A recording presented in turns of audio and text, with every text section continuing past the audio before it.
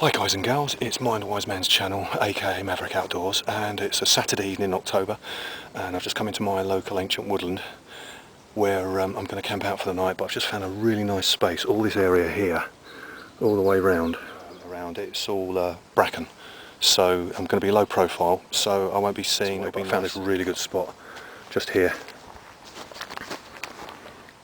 Nice floor space just down there, and I'm going to use the uprights here of the branches and the small trunks of these small trees. I'm lucky because there's no large trees for any dead wood that could fall, so I won't be a victim to a widowmaker in any way. But I'll be using these uprights to use for fixing points, extendable vasher poles for the tarp. So obviously, being in the woods, don't need them, and if I did, I'd make them out of a bit of hazel, because there's plenty of fallen bits of hazel and bits that have been. Okay guys, I've set up my basher. It's 8 o'clock, as you can see now it's dark. Should be able to see it. Trangia stove. Here's a flame.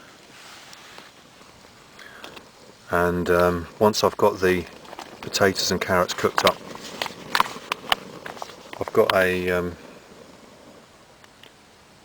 one of these packet foods, which is beef, mushrooms, potatoes in one of these microwavable packs of the beef with mushrooms and sort of a savoury sauce, and then I added a small tin of sweet corn and the boiled fresh potatoes and carrots.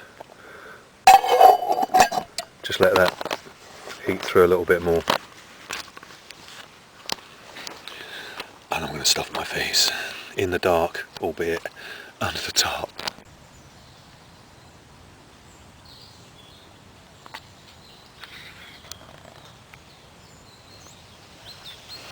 Okay, it's now Sunday morning, and I'm just going to make some breakfast.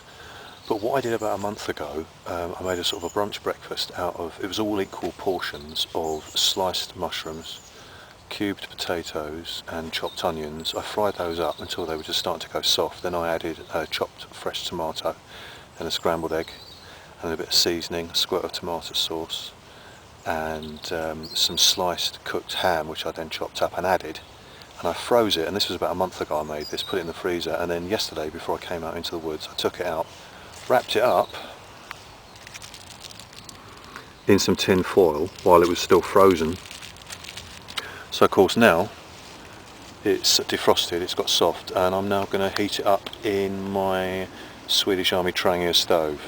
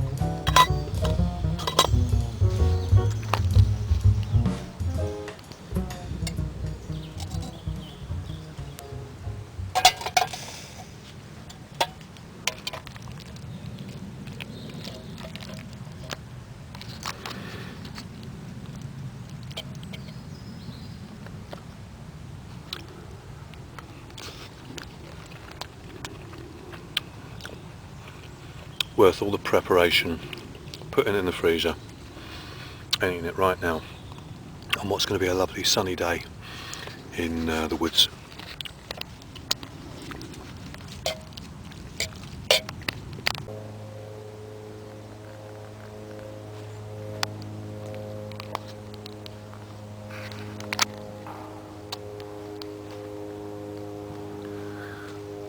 Okay, I'm just giving you a panning view of the part of the woods that I'm in. It's a little bit more overgrown with bracken. I'll just take you through some of the terrain.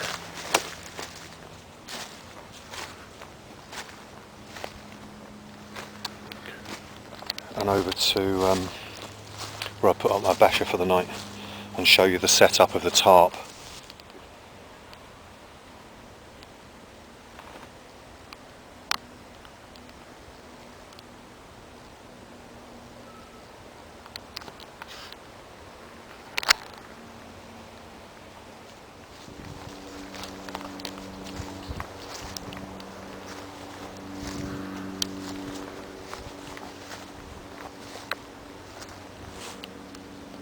Okay, I've just come the other side, which is the entrance side of the basher that I set up. I'll just show you inside it. Poly ground sheet that I just pegged into the corners, so if I moved around in the night, obviously it doesn't all fold up and get caught underneath you. Inflatable mattress. Tropical Army sleeping bag that I actually unzipped and kept the far end over my boots, so it's sort of like hooked over, and it stayed in place so that me and the dog could sleep underneath it. But this is inside it. Okay, I'm going to show you the points of fixing and how I did them. Once I knew I was going to be in this space here, which really does, famous last words for me, blend in with the environment, I knew that the way I was going to set up this basher with the camo netting, the shape of it, the space and size I wanted underneath, just sort of my living space basically, was going to blend in to the shapes and the whole of the terrain around in this part of the forest. So anyway, I'll show you the first 3 points. Obviously there's the far corner, then there's one in the centre, and then there's one in the other corner. Now what I did, I've acquired this little thing here, which I'll do a review on in another video, but it's called a magic eyelet, and it's adjustable and you can clip it on to any sort of material and create another fixing. So that's exactly what I did. So I utilised this bungee cord, just looped it over around this bit of branch, hooked it, so that's holding that bit up, and then over here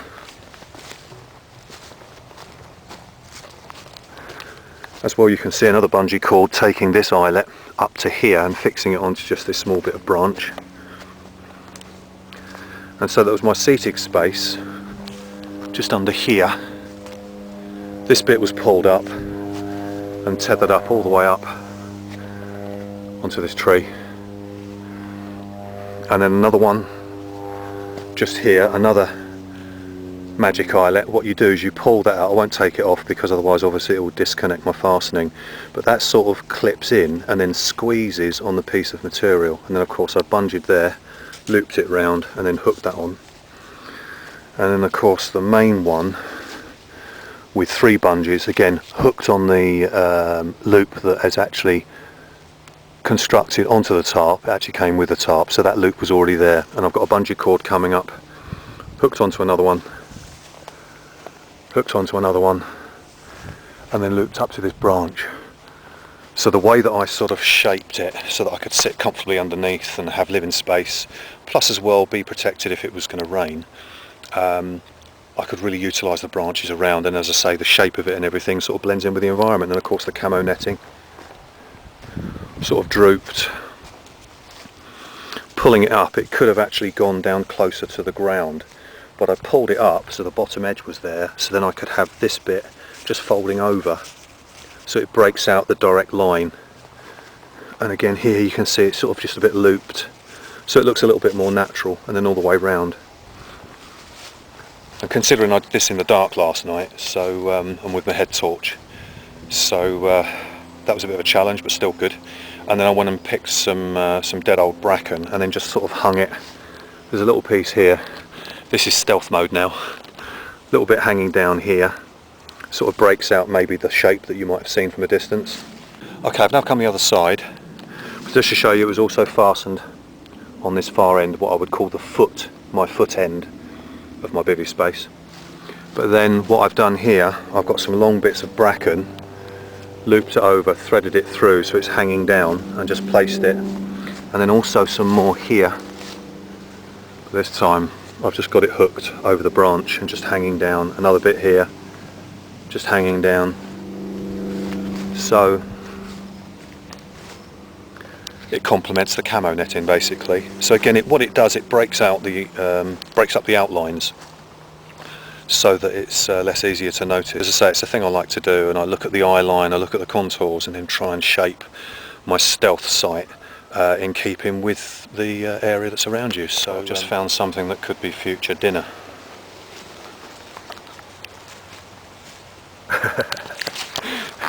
She went chasing after one earlier, a rabbit warren. There was a sort of preparedness or a survival situation, or just sort of being out here for your leisure, finding the amenities that are here, like water, the edible fungi, the hazel bushes and trees, which obviously are seasonal, but I've been nibbling on them when I've come for sort of an afternoon walk in the woods.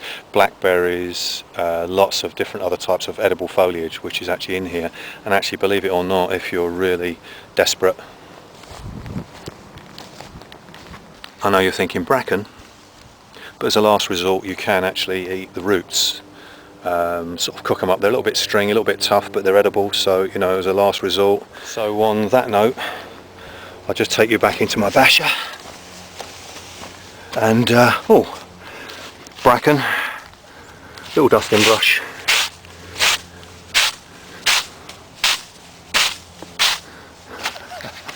Innovation. So if it's the first time that you've caught up with me in one of my videos or reviews, then consider subscribing. Lots of things in the pipeline to come, stuff that's already uploaded on YouTube. And for those of you that are following my maverick expeditions outdoors, then thanks for joining me, sharing the experiences with you. I hope you get ideas to apply yourself, because I know a lot of you guys like to get out there yourself. And so hopefully, say if you have subscribed, then thank you very much. Don't forget comments and feedback and that sort of thing, keeping in contact, and I'll catch you in another video soon. What's she seen?